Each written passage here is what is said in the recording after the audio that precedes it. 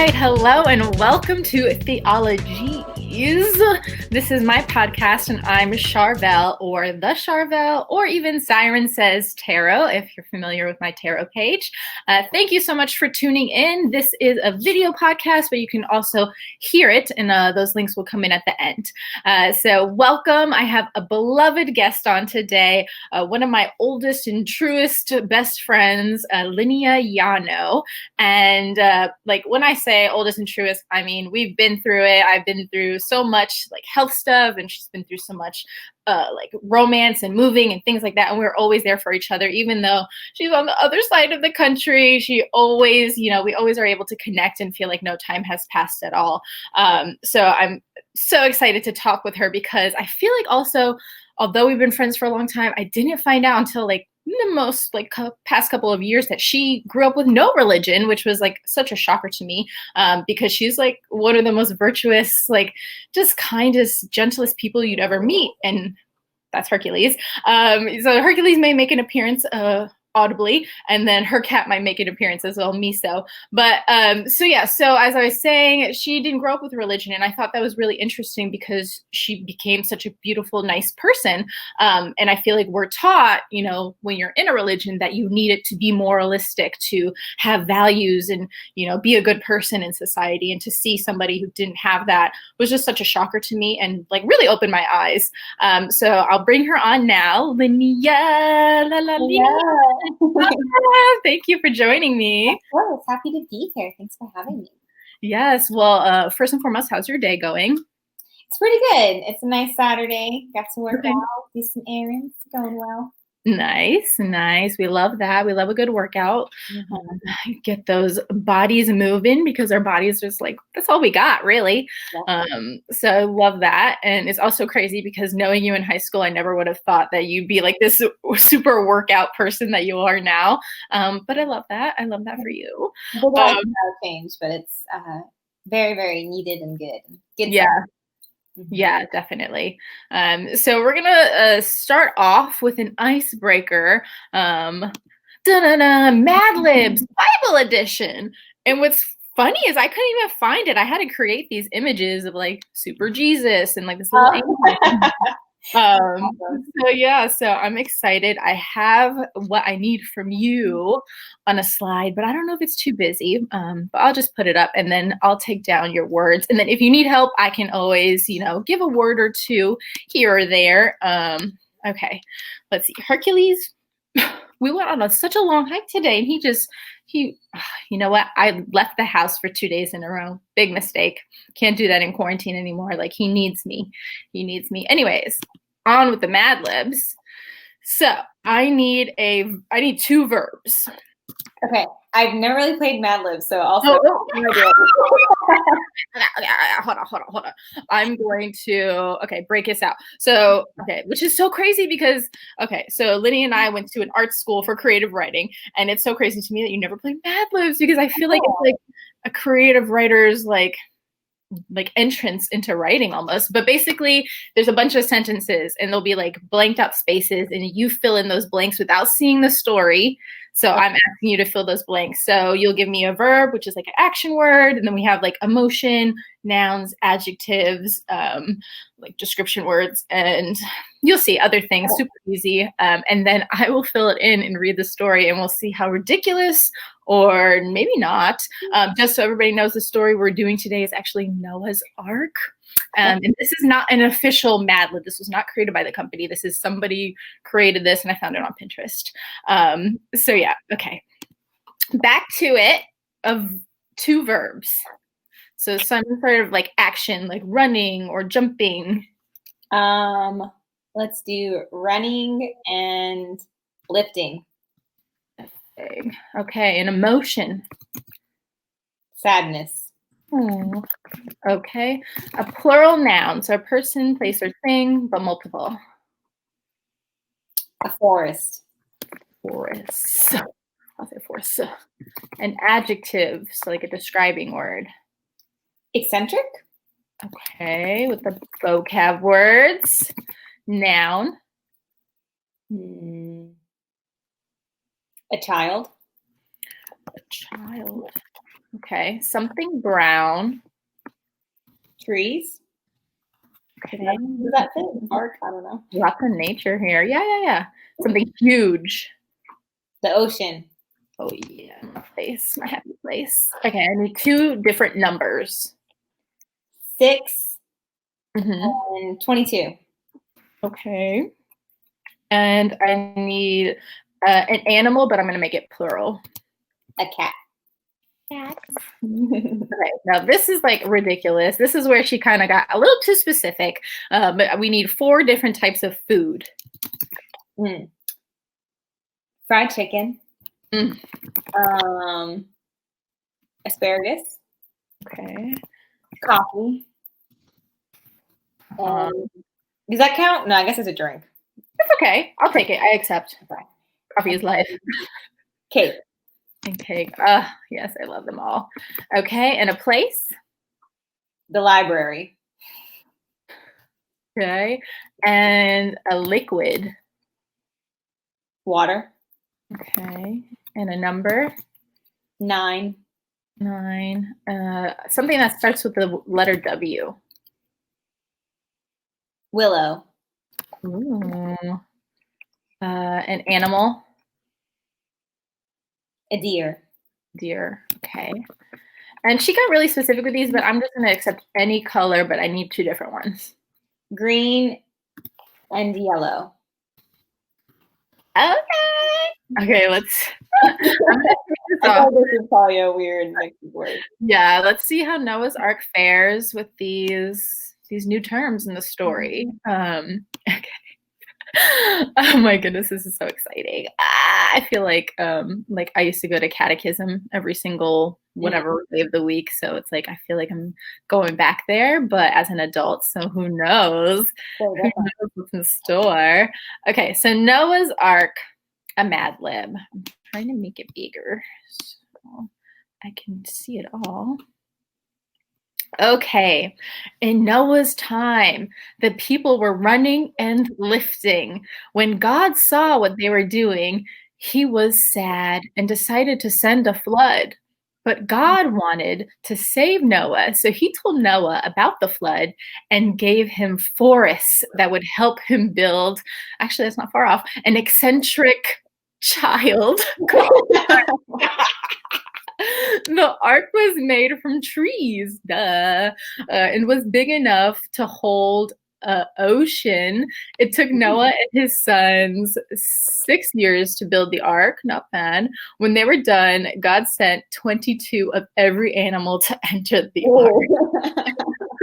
There were cats and I forgot one. I need another animal. I'll say cats. There were cats and dogs and even parrots. I just added 2 animals because I don't know how I missed that. So there were cats and dogs and even parrots. They also took food on the ark, like fried chicken and asparagus for the animals. I don't know if the chickens would have wanted to eat chicken. And they also took coffee and cake for the people. Bless them. Let's see. Then God closed the library. Oh no. Of the ark, and water started to fall from the sky. Well, there you go. That's real. It rained for 9 days and nights. Everything was flooded, but the ark floated high and dry. After it stopped raining, God sent a willow to help dry everything off. After many days, Noah sent out a deer. The second time he sent it, it came back with a green something in its beak. And the third time it did not come back. Then Noah knew that it was time to leave the ark. So he opened it and let out all of the animals. God promised Noah that he would never send a flood again, and he put yellow in the sky as a sign of his promise. Wow. I love that. You were trees is how you know, the wood, that's how you build the ark. And then I don't actually know how many years it took them to build it or how long they were on it. But I mean, I like your story better. So let's get into it. Now we've shaken it off. We've had our icebreaker. We'll get into the nitty gritty. Let's talk about what you believe. So as I mentioned earlier, you were not raised with religion. You said you're kind of in this between agnostic and atheist when we talked a little bit. So you tell us, what are your current belief systems and how were you raised?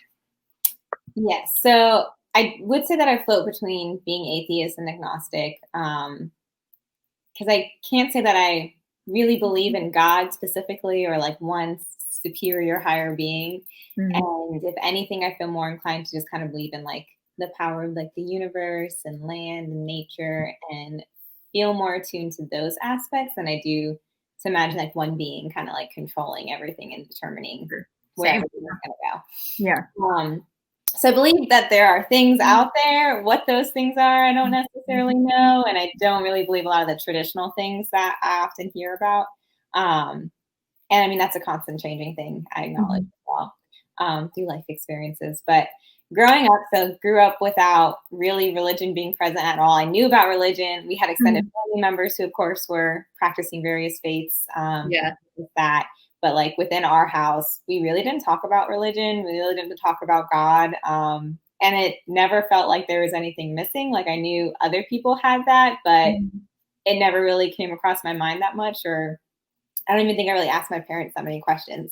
And they grew up, I think mainly practicing Catholicism in their homes, like as children. And they went to church and like grew up with that. But neither one of them ever brought it into our home with myself and my 3 older sisters. Interesting. So that was always interesting. And I went with like friends to church. And so I got to experience it from like that outlet, but it never was something that I was like, oh, I wish we had this. Or I feel like for us, we really focused in like for our beliefs, like just with our family and like spending time together. And my dad always joked like Sunday mornings, we'd spend together and have a huge brunch, like breakfast that we'd make and like eat together at the table. And he always joked that that was our form of church. Oh, I love that. Like the perfect times, and those are some of my best memories looking back. So, so yeah, that's kind of my upbringing overall. Yeah. And do any of your sisters have like any of them found religion, or is everybody pretty much not? We're all pretty similar. I mean, some of them did like also go with like friends to church just to experience. I think my sister Renee, when she was a kid, she went with her friend and then came back and told my dad like, nah, I prefer spending Sundays with the family. Yeah. I'd say maybe one of my sisters has like more of an interest and probably would explore it more, but like none of us have ever like actively sought it out or like really begun to educate or engage in it, which is interesting.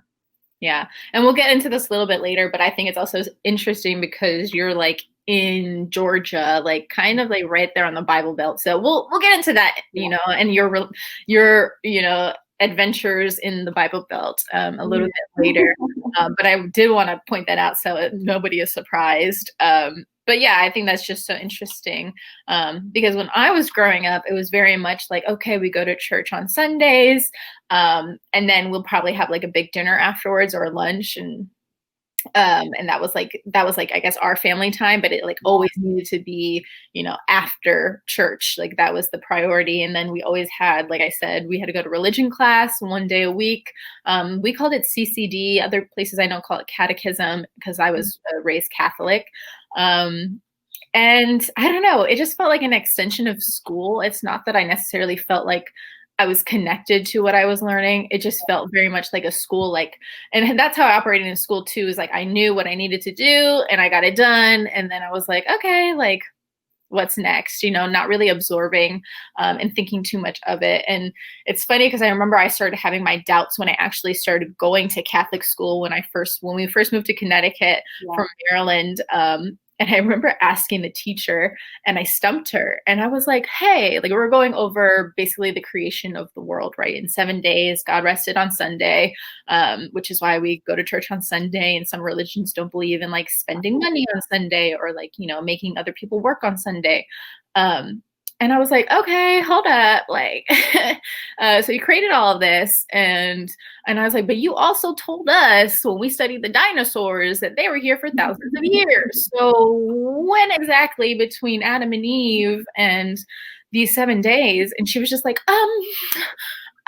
She literally went to go get the next grade teacher, the 5th grade teacher, to come handle me. And I was just like, they were like, when the Bible says days, it doesn't really mean days. It's like a figure of speech. And I was like, Yes. okay, so yeah, I was like, okay, so then why do we have 7 days in a week and we got to rest on Sunday? And they were just like, oh, we're going to move on. You know, nobody ever was just like, oh, yeah, we won't answer this. And so I was just like, this is so weird. And so, yeah, that's kind of when my doubts started. And I was just like, they're not telling me something here. But yeah, but I went on through it and I was super into it, and not into it per se, but involved, I would say. And again, it was like for my resume for college, like I would teach classes, or like I knew I was going to go to school for broadcast journalism. So I was like, let me practice by, reading the lectures at church. And it gave me great practice. And I don't regret it, but it was just like, I never felt really that connection. It was just something that I had to do, make my mom happy, make my grandma happy. And I probably would have felt, better if we just had like family time on Sundays. I love that. I like that idea a lot.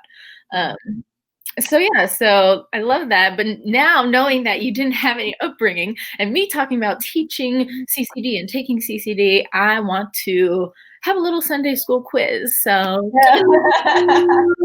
quiz time. Okay, this is super easy. It's super silly. And I just want to like test your knowledge. So I'm going to have you fill in the blanks.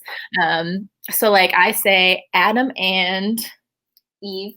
Yes. Okay. We're in the know. Okay. Do you know what 2 books make up the Bible? The Bible? No, the Old Testament and the New Testament. Yeah, you got it. Okay. Do you know about the 7 deadly blank? Sins. Oh, yeah. But you probably saw that on like some sci-fi stuff, because I know it's like all movies, yeah, and TV. Okay, so there's the Mary and her husband. Joseph? Yeah. Oh, wow. You are really showing out today. Okay. Yes. Okay. And then Mary had the Immaculate Conception. What? Yes. Yes, Queen. Yes. And lastly, there's 10 rules in Catholicism that we have to follow, otherwise known as the 10 Commandments. Yes. Okay. I love that. She's a pro. And I only do, I'm only focusing on the Bible and like Catholicism, because that's what I grew up with. But I would love to quiz you on other stuff. But anyways, I'm not a pro yet, but I'm learning, as this podcast will help me do. So I'm excited to do that. Next up, I want to talk about things that are religious. And this is a play on ridiculous, in case you couldn't know. And I believe there's a documentary by this name as well. And I don't know if we watched it together, but I don't know. Maybe I told you about it. But yeah, so by Bill Maher, I believe. Okay. And so I just want to talk about things in our world and ideologies that are really based off of religion that, really don't really have a place in our modern world. The first thing that comes to mind, and also for those who didn't know, Linnea actually works as an advocate for, is it battered women and children, or? It's a sexual assault crisis center and a child abuse advocacy center. Yeah. So obviously the first thing that comes to my mind is, that kind of stuff, but also like the way that they want to control abortions. Right. Mm-hmm. So it's like this pro-life, pro-choice controversy. And it's like, okay, they're like, oh, in the Bible, upon conception, it's a human. And I'm just like, okay, but like, maybe I'm sure you've seen some cases where it could have been rape, or, it's by an abusive partner that they don't even want to be with for a long term. And I fully believe that a woman's body should be, her own thing. But what do you feel about that? So I'm definitely a big supporter of pro-choice. And I think that is something like I've often struggled with religion, is that I feel like there tends to be a lot of hypocrisy in a lot of the beliefs, or like it condones that you should be like accepting and loving and supporting of all the other people around you. But then if they deviate from what you believe they should be doing, then suddenly it becomes like the opposite of that. Exactly. And so I know that that's very specific too for like living down here in Georgia, and a lot of the laws that they're trying to pass here, and changes with access to abortion and the time frame you'd have access to it, and trying to limit that. And even being in a state like Georgia, where it's huge, right? Like, I mean, it can take over 10 hours to drive from like the top to the bottom. I think more than I that. didn't even realize. Yeah, a very large state. And the only, like, I live in Athens, but the closest abortion place is in Atlanta, which is an hour and a half away. And so if somebody needs to get an abortion, they have to have transportation, they have to have the financial means to pay for it. Right. And then even that law didn't necessarily have, they did make the changes where like if somebody was raped and needed an abortion due to that, then if you reported it to law enforcement, then you could have access to an abortion outside of the window. But it's still, there's so many barriers to reporting. So there's like restrictions and limitations for the person that is actually going to impact the most. And so like knowing like what religion like conveys that it should be standing for, and then seeing how it actually like impacts people and like completely changes their life and autonomy, like that is really like frustrating and crazy to see sometimes.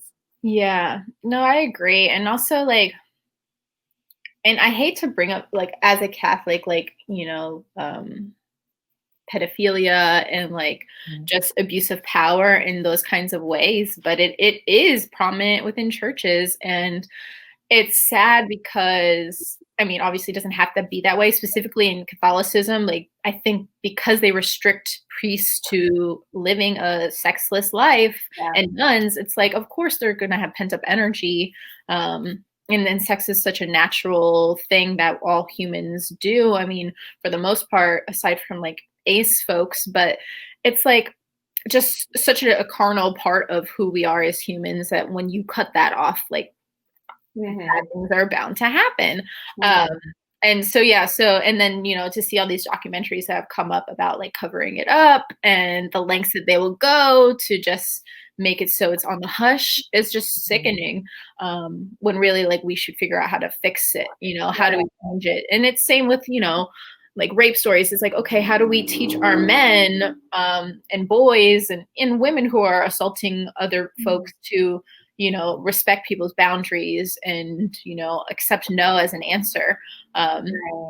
It's just, and we know so much of like sexual assault, it's about the power and control that people are trying to have over that. And then especially when you get into like the hierarchies of like the church and like protecting different members, and like it plays into that power, and those who are in the most powerful positions will then abuse that power. Right. And that needing to be the focus of like what we need to address too. Yeah. And if they're told, oh, you did this bad thing, we'll cover it up, we'll just move you to a different church, then there's no reason for them to stop doing it, you know? So it's all about changing that. But also the thing that's getting me particularly now too, with this Senate seat that's up for grabs, is I don't know if there ever has been, but I know that separation of church and state is supposed to be a thing. And I feel like it really never has been.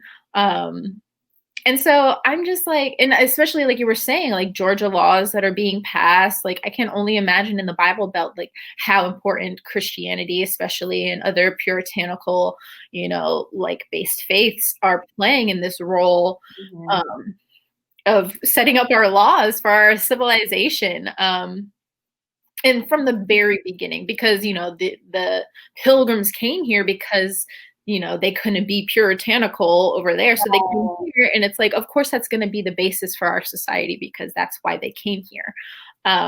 They came for religious freedom, and then and then they're like, psych, everybody be like us. Other belief systems.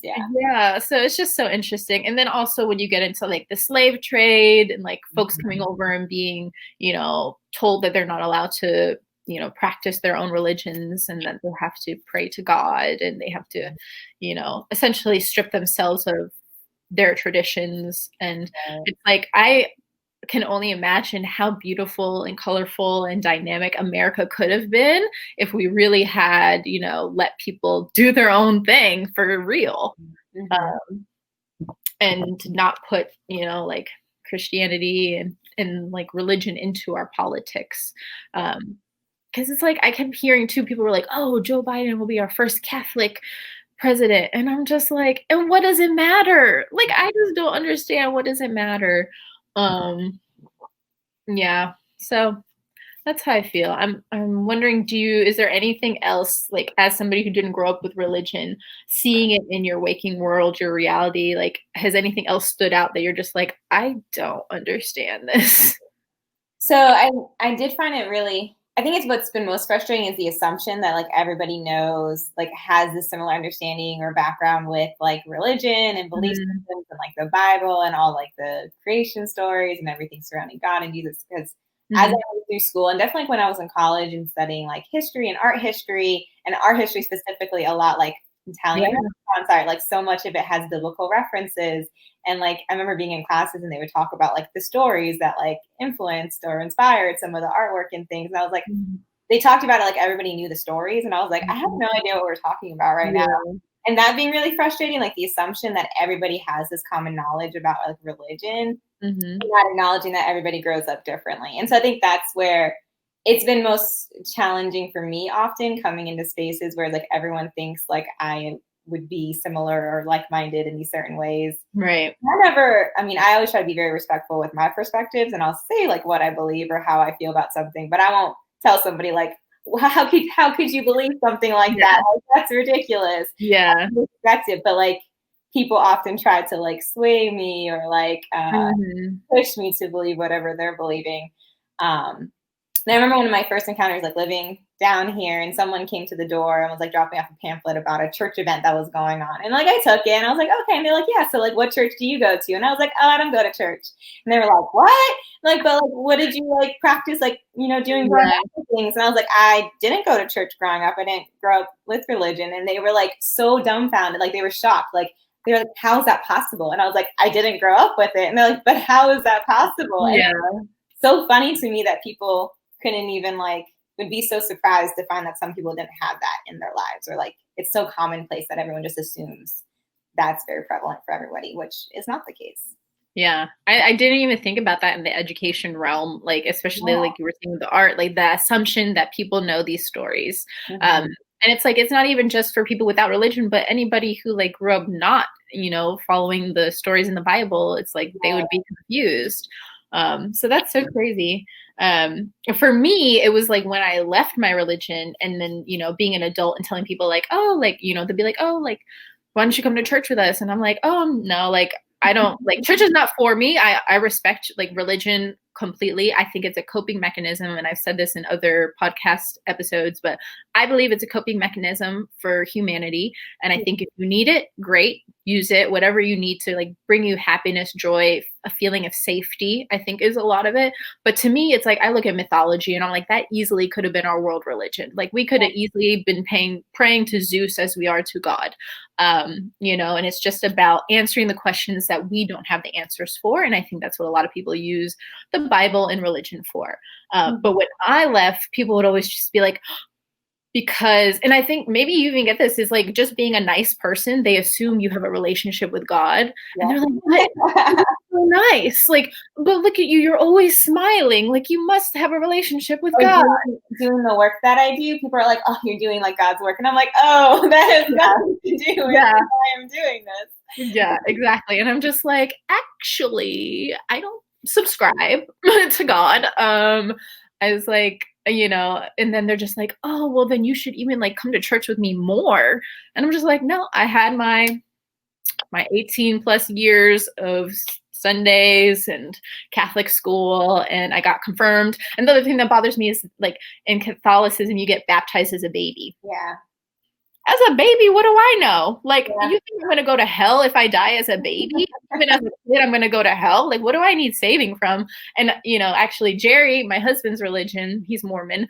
He'll have his own episode. I was going to ask. Yeah, that'd be cool. So we'll talk about this. But they get baptized at like 7, which I was like, okay, that seems a little bit more appropriate. But I have also like adult friends who have gotten baptized, and I'm like, that seems more fitting when you really are able to, soak it in, as an adult and absorb it and like really feel like if this is something you belong to and you can relate to and you want to have as a part of your life. But I'm just like, and I know it's coming because, as we like get married and start our family, people are going to be like, oh, like when's the baptism? Like, I think my child's okay as they are. But we'll see. That's all down the line. But yeah, so it's just like crazy stuff like that. It's like, do we really need to dunk babies in water? And I love the water. That's my happy place. But don't get me wrong. I just don't think it's necessary. Well, yeah, like you touched on it, but like when I hear people say, oh, well, I practice my religion because like I want to be a good person or like things like that, I'm like, but you can also be a good person without having to do it because of that reason. And then it brings into question, like, what's the real reason you're doing this? Are you doing it because like you're told you're a good person, so then you can be saved and like go to heaven and live in the eternal like paradise, versus wanting to do good or treat people well or respect other people just because you want to do that and not for any other, reason potentially. Exactly. And, and I think the Bible is a great tool for virtues and stories and morals. I absolutely don't understand when people take it literally and like word for word, because it is analogies, right? It's supposed to be stories, like that tell us virtues. But then I also grew up with a book of virtues that was like stories like the like the Goldilocks, that is a virtue story of patience. And the tortoise and the hare, that's about again, patience, taking your time and not being cocky. And it's like we're so able to tell these stories and to teach children how to be good humans without making them feel like they need to feel guilty for doing bad things, or like they're going to hell if they do bad things. And I think it's like such a scaremongering and this guilt like really driven thing, and that's one of the things that I really don't appreciate about religion. One of my guests, we talked about they grew up Muslim, and then they told me that it's all about like really just giving yourself up, and like certain parts of it, like the charity part is really great, but the submission of just like your whole life, they're like I just can't do it, the whole thing, like and I was like, yeah, it's a lot to ask because we are all on this planet. We have no blueprints for the most part because everything is always evolving and changing, and we just got to go with the flow. But it's like, I just don't think the Bible is the blueprint. I feel like some people are like, this is how we should live. And it's like, it's 2020, my dude. Like, we're a bit outdated. A lot of these things are outdated. I can't agree with. And it's like, you even look at it as like, there's still stories about like selling your daughter and getting, I don't know, grains for your daughter. And it's just like, it doesn't make sense in 2020 to me. But again, I think if we can take it as analogies. Right. And you can read any text and everyone's going to interpret it differently or find whatever message you want to find in it. So then it's really less about what the text actually says and how people are going to use that to push whatever belief or agenda they might have about it too. And that's where it can get concerning as well. Yeah. And also like just the translation, because, I feel like in the past couple of years, people are like, the gay text that they use is not gay. Like technically in the original translation, it was about pedophilia and it was about power, which we talked about a little bit earlier, and the English, they changed it to gay, and the Catholics changed it to gay because that was a problem that they saw at the time, and they wanted to prevent it and to stop it and use scaremongering tactics to prevent people from feeling like they could be gay. And it's just like so interesting, like what else was mistranslated, what else haven't we heard? And I've heard a lot about like also women in the Bible, like being removed or being like talked about in a negative way. But in the original text, like, maybe now it's called a prostitute, but originally it had nothing to do with prostitution. She was just a woman in the room. So it's really, that's another question I have is like, what does the original really say? And I don't think we'll ever know. And I think also the Bible is like a big game of telephone. It's like these stories that were passed down and finally written down when they had the tools to do it. And who wrote the stories? Like who decided to put their, because whatever 2 cents they wanted to. And it's like all men. probably always been men. Yeah. You know, and it's just like, cool dudes, like, Mhm. just, basically carving our society as we know it, and still trying to do so in many ways. So yeah, let's move on to our next little topic. So we talked a little bit about you living in Atlanta, but I want to talk about your experiences in the Bible Belt. I mean, we already heard your story about the person with the pamphlet coming by. Yeah. What other things have been jarring or just felt super intense? I feel like it would be intense. It definitely comes up far more down here than it ever did living in Connecticut. Because I mean, it definitely came up in Connecticut. People I knew practice, and so from time to time it'd be in conversation. But definitely here, it's like you see it on signs everywhere, billboards. Remember getting my license and like registering my car here. You can choose to either have like the county you live in or "In God We Trust" listed on your license plate. And I was like, really? Okay. That's really interesting to me. Yeah. And then even just like common interactions with people, I get like "have a blessed day" or things like that I don't normally use to hear people say. Yeah. I hear it often, like, and usually I just respond like, "Thank you." But in my head, I'm like, how do you know? You don't know what I believe or how I feel. Yeah. I would never tell you to have an atheist day today because you probably wouldn't receive that very well. Yeah. So those are the things that have always kind of like struck me, and this been very like a constant reminder that like everybody assumes that we all have the same belief system, which is not the case. Or even when I graduated, because I came down here for my master's, and when we had our graduation ceremony, they said a prayer during the graduation ceremony. And I was like, what's happening right now? Is this like a public university, like not a religiously affiliated school? So it's supposed to be like non-denominational, but they were still reinforcing by like having a prayer. And that it's things like that I'm just like, everywhere it kind of pops up and you're like, what's going on here? Yeah.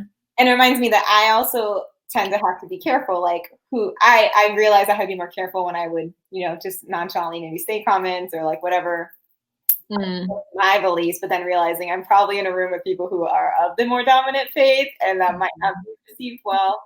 And then even working in nonprofit work, that has often been hard because we often get, and those are places where I have to be very mindful too of like, we get a lot of religious affiliated groups who want to give to us, donate, support us, provide funding, having to actually go to like some church events. And I remember one I went to just to like receive the donation, and everyone was really great. And like, I was a good event, but they started asking me like, so where do you go to church? And I was like, oh, we should not have this conversation. And I was like, oh, I don't go, to this church. And then I quickly changed the subject because I'm not going to lie to you about my beliefs, but also I'm here as part of my agency, and like I need to facilitate this relationship. So those have been the most challenging experiences I've had since moving down to the South, of just kind of like needing to acknowledge the spaces I'm in more and how different my perspectives may be compared to the majority often. Yeah. It's a delicate place. Yeah. Something we didn't touch on, but I think is another thing that kind of fits in the entire conversation, but this Religionless is also like, how did you guys deal with like Christmas and Easter, which are so like, really religion-based holidays, but then I guess maybe they've just been hallmarked enough for your family just to be able to celebrate? Yeah, so all of our holidays have never been religious like affiliated. So like we celebrate Christmas and we celebrate Easter, but for me, Easter was always about like the Easter bunny. Or my dad was also more into like the solstices, so it was kind of like spring and like fertility and like stuff like that. And so we kind of had and like my dad and like some of my sisters have been interested in like Wicca and like practicing like those beliefs and things. So we always had like some like aspects of those things kind of tying in, or like celebrating the winter solstice more than necessarily about. And for the longest time, I was like that person who was like, wait, so was Christmas like when Jesus was born or resurrected? Which one was it? I hear everyone talk about it, but I don't know which one. So for us, like for holidays, that's where I feel like more so my belief just like family played in, and it was like the holidays was family coming together and us being together, and we always had those associations in. Was enough for us. Yeah, which is fine. I mean, that's really all you need. I feel like it really comes down to the family ties.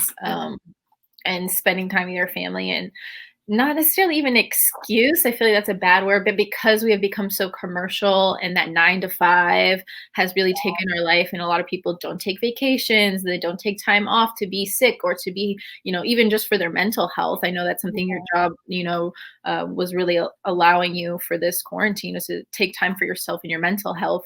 And like, as a civilization, we just don't do that enough. And I think the holidays have become that time where people allow themselves to take off, to take a break, to enjoy their families, which is good on the one hand, because, we want celebrations and we need those times, but also like, I feel like we should spread it out and do it more often, because it's just so good. It's so good for your soul. It's so good for your spirit.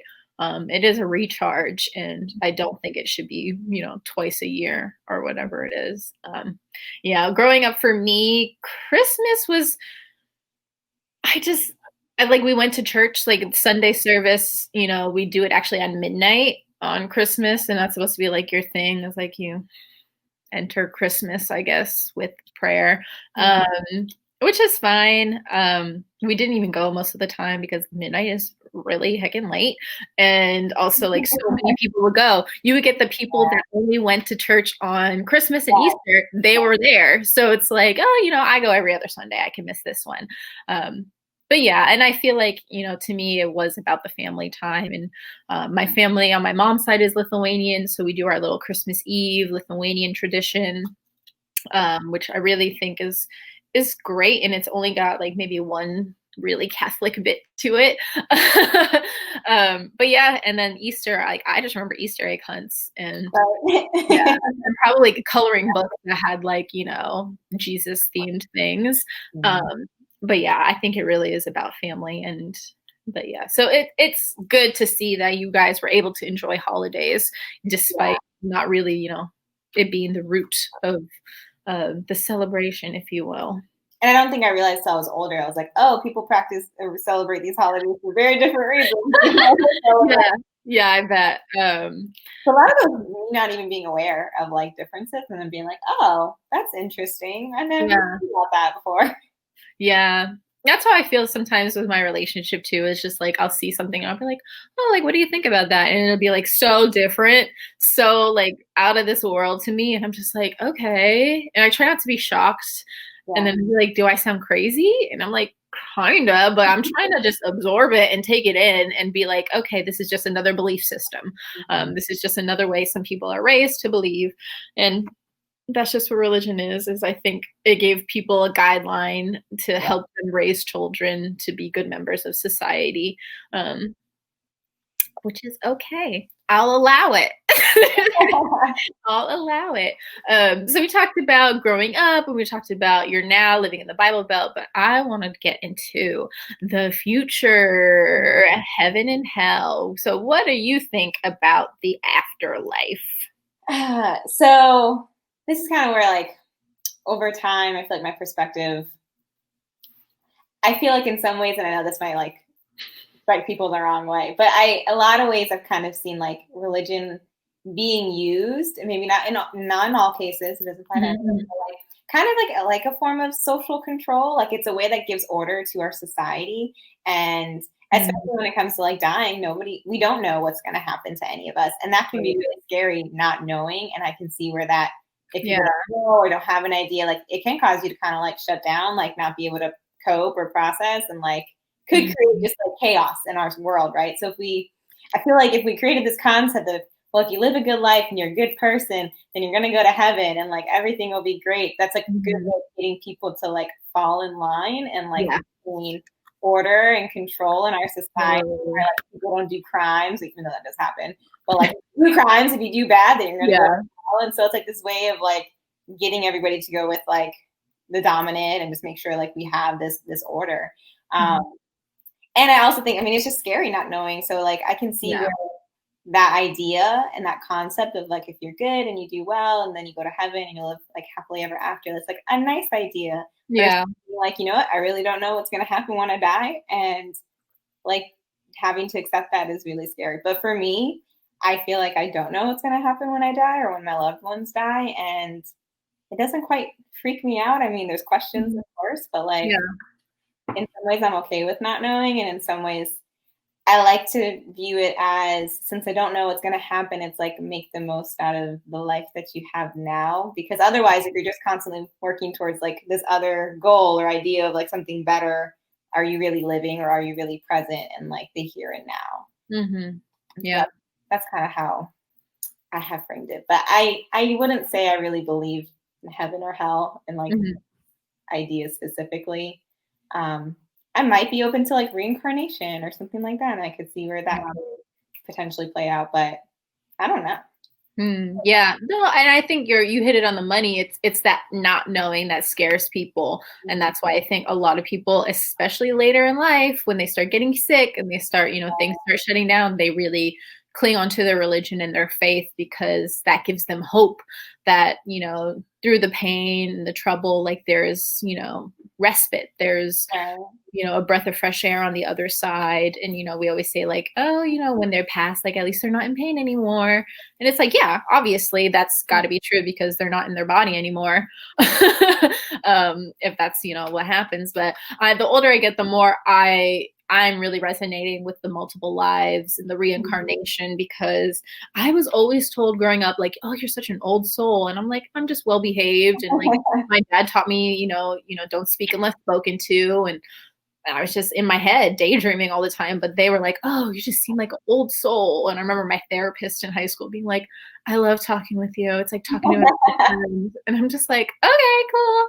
But it's like the older I got, the more I was like, I think I have been here before because things happen for me. Not everything, obviously. I'm still working things out, but a lot of things will happen to me so naturally. Like, oh, like I've been here before. I know how to do it. I know how to get it. And I've been doing actually past life meditations that will take me to my past lives. And I've seen 3 now. And it's interesting because they say your past lives will reveal like, maybe problems or certain ideologies that you have in your waking current life. Yeah.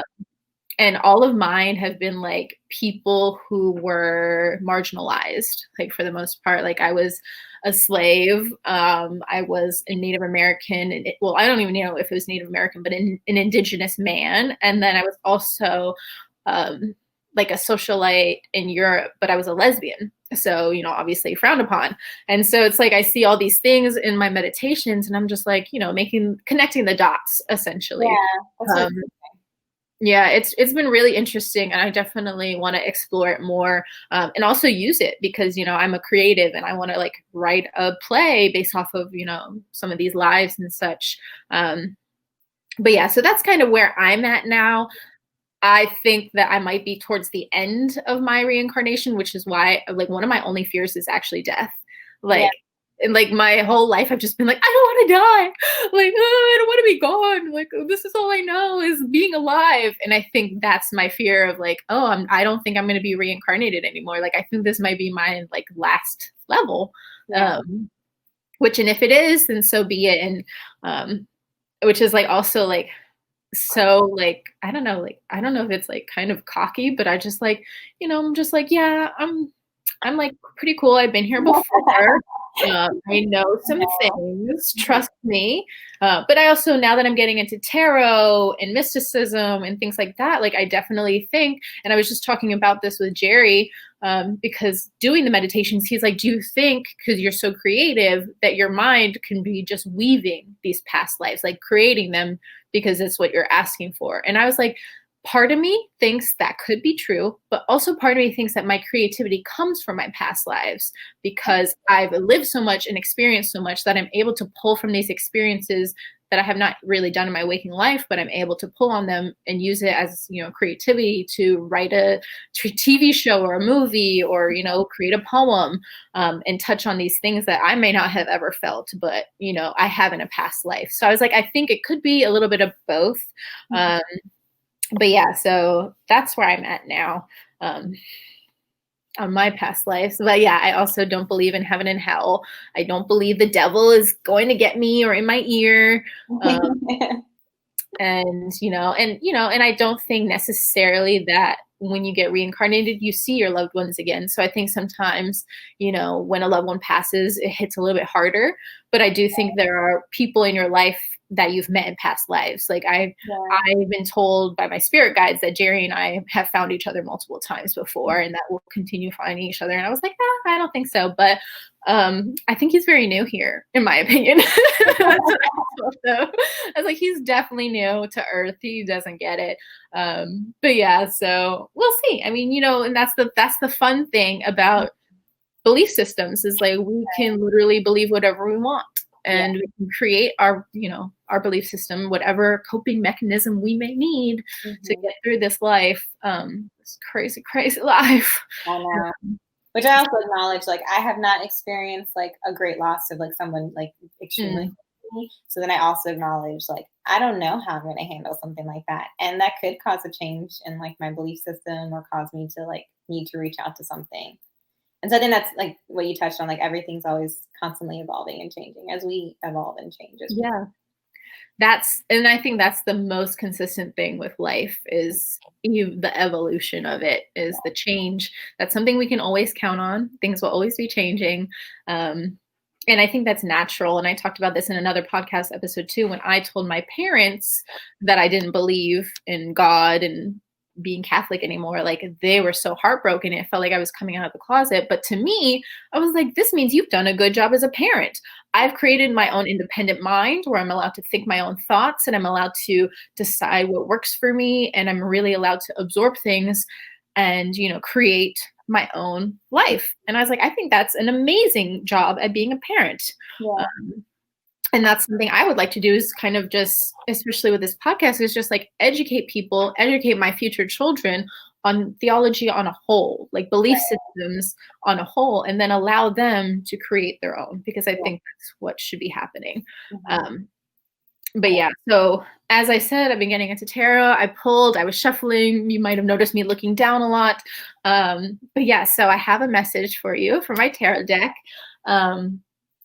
And I know where this might be pertain to, because I know your life a little bit. But I will just say this message real quick, and I'll show you the cards. So the deck I use is really beautiful. It's called Dust to Onyx, and it's about the African diaspora. I particularly wanted to support a Black-owned business when I bought this deck, but also like I very much feel like my gift comes from my father's side of intuition, and even I'm learning like clairvoyancy. And so I wanted to tap into my African roots in that way. So what's interesting about the pull I did for you is because I've been pulling a lot of blades, regardless of who it is. It's like we're all fighting something right now. Like we're all in this journey, and we're all needing to like kind of be strategic, but have our guards up at the same time. So the first two cards I pulled, though, were blades, but they're like kind of the opposite. So I'm going to read it how I would like a advice spread. So this is saying this is your current situation, and this is the 5 of blades. It's kind of like, let me get it. A warrior there. You can say the blades below them, in their mouth, on their face, like they're ready, they're at battle. And the 5 of blades can be hard. It's oftentimes like the middle, the heat of the battle. This is your current situation. It's like having everything ready to go, all hands on deck, that like kind of fight or flight moment. And it can be very intense. So this is your current situation. You may be feeling a lot of this. And what's good though, is that we move into the 9 of blades this is kind of like your blind side. But I also feel like it's tied into, let me straighten it. The 9 of blades, and it looks kind of gory, but it's not actually, because the 9 of blades is towards the 10, and tarot works in cycles of 10, and so cycles of 10 make it small. The 9 is right by the 10, and the 10 essentially is like like achievement, completion, the end of a battle, but also kind of the start of a new battle. So when we get the 9 before the 10, it's saying that this is a new day, that it's kind of like you've won the war. There's like you've shed blood, you've lost soldiers, you may have broken some of your swords and your most favorite weapons, but you have come out on top, which is good. So you're coming out of this situation. There's hope. There's a lot of healing also, is what this card is about. So you see the blood shed, but it's okay, because it's kind of like this new palette, like new blood will fill and replace the blood you've lost. New weapons will come into your your repertoire, and you'll be able to use those to fight in your next battles. So while things are really hard right now, it's saying that basically like you're winning the war. Like the fight you're doing is really good, and what you're doing right now is really good. And then even to emphasize that your current situation, I got justice. You know, pretty self-explanatory, but it's about balance. It's about karma. It's about, and you see this like cute little white owl on top. It's like always looking, always on alert, but always making sure that, you know, things are even and just in your life. So yeah, just making sure that you take time to, you know, you're fighting all these things, but you also, when you fight, you have to rest so that you can fight some more. And when you have your guards up, it's also like, important to like sharpen your blades. You know, you can't just fight without sharp weapons. So make sure you're taking time for yourself. And, you know, like you said, you're working out a lot. That's great. Maybe do some journaling. And I know you were getting back into writing, maybe do some of that. I feel like that would be really great for you. And additionally to this, before we got on our call, I saw the color blue. And so when I see colors, that's typically chakra related. And the color blue is about your throat chakra. So either you're feeling like communication is not there with somebody, or you're feeling like a little bit choked up, or like you're not able to really communicate how you're feeling.